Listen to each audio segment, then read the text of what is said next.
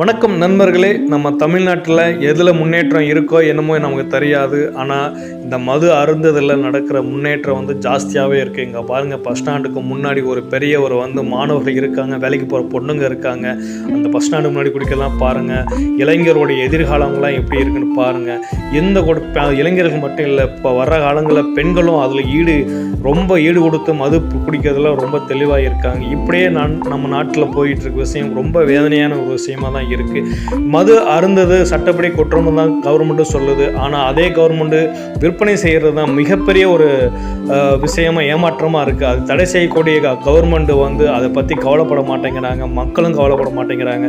இந்த போக்கு இப்படியே போய்கிட்டு இருந்துச்சுன்னா நம்மளுடைய தமிழர்களின் இளைஞர்களுடைய வாழ்வாதாரம் எப்படி எதிர்காலத்தில் இருக்க போகுதுன்னு தெரியல. இதெல்லாம் நான் என்ன சொல்கிறதுன்னு தெரியல. இதை பற்றி உங்களுடைய கமெண்ட் ஏதாவது சொன்னா சொல்லுங்கள், பார்ப்போம் அடுத்த வீடியோவில். நன்றி.